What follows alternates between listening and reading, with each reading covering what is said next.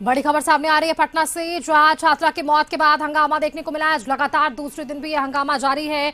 चितकोरा गोलंबर के पास हंगामा है। पुलिस ने कई को इस दौरान हिरासत में लिया है। तो आपको ये जानकारी दे, पिछले दिनों हुए इस पूरे छात्रा के मौत को लेकर अब ये बवाल देखने को मिल रहा है। अधिक जानकारी के साथ संवाददाता राजीव मोहन हमारे साथ फोन लाइन पर है। राजीव, लगातार आज दूसरे दिन भी छात्रा के मौत के बाद बवाल और पुलिस ने इस दौरान कई लोगों को हिरासत में लिया है, क्या कुछ जानकारियां?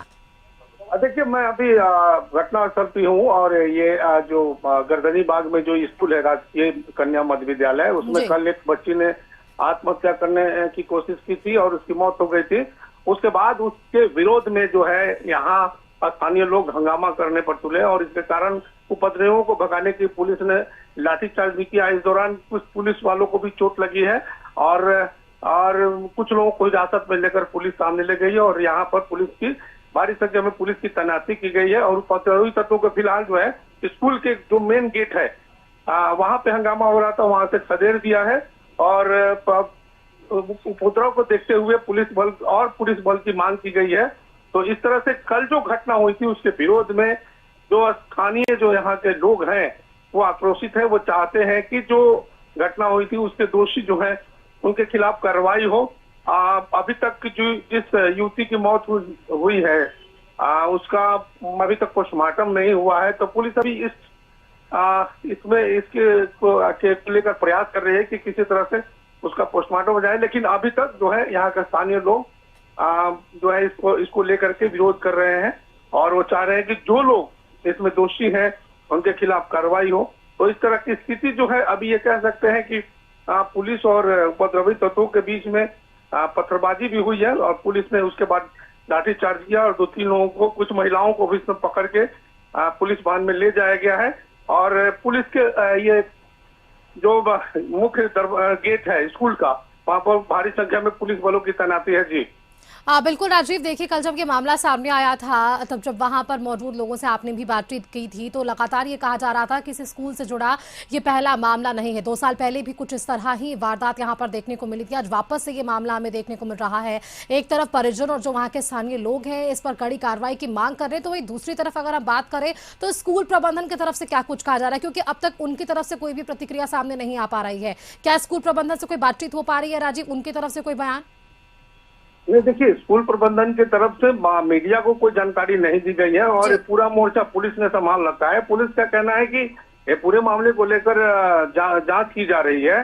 हालांकि पुलिस की तरफ से ये दलील दी जा रही है कि अगर किसी तरह की किसी को और भी शिकायत है तो वो सही प्लेटफॉर्म पे पहुंचकर शिकायत करे तो उस पर कार्रवाई होगी। लेकिन इस तरह से उपद्रव होगा, हंगामा होगा, तो ये एक तरह से कहें तो जो कानूनी कार्रवाई होती है उसमें बाधा डालने वाली बात है।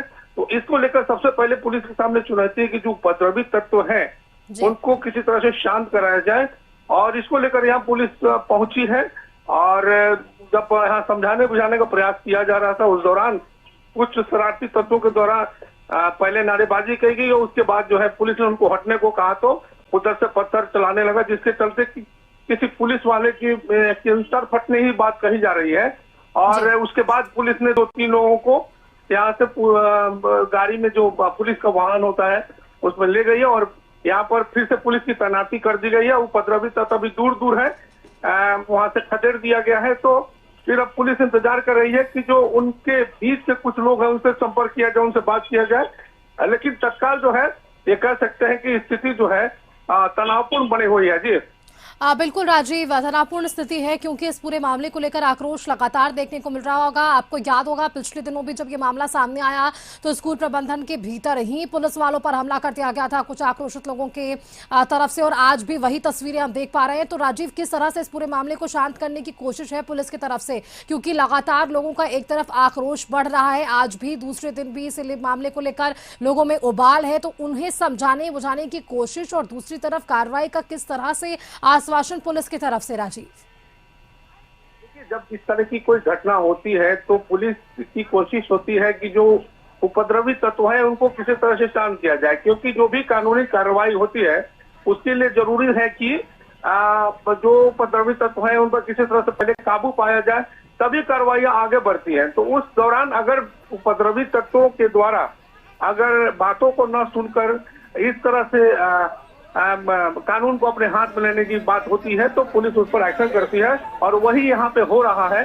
क्योंकि यहाँ समझाने का प्रयास किया जा रहा है कि घटना हुई है, अब जो पोस्ट एक्शन होना है उसके लिए पुलिस पूरे मामले की जांच कर रही है, जांच में सहयोग करे। लेकिन गुस्सा लोगों में इतना ज्यादा है स्कूल के प्रति और प्रशासन के प्रति कि जो यहाँ के स्थानीय लोग हैं वो बातों को सुनने को तैयार नहीं है, और तो पुलिस पर ही आरोप लगाया जा रहा है कि इनके द्वारा जांच सही से नहीं की जा रही है। और जब जांच सही से नहीं की जा रही है तो इसको लेकर इनका विरोध है कि क्यों जो दोषी है उनको सामने लाया जाए और उनके खिलाफ कड़ी कार्रवाई की जाए। लेकिन प्रैक्टिकली अब देखें, बिल्कुल राजीव, देखिए स्थिति तनावपूर्ण बनती जा रही है। आप हमारे साथ बने रहिएगा राजीव। अब तस्वीरें जो आप हम तक पहुंचाने की कोशिश कर रहे थे वो तस्वीरें एक बार हम अपने दर्शकों को दिखाते हैं किस तरह से आज इस पूरे मामले को लेकर लगातार उबाल वहां के स्थानीय लोगों में देखने को मिल रहा है। राजीव बने रहिएगा।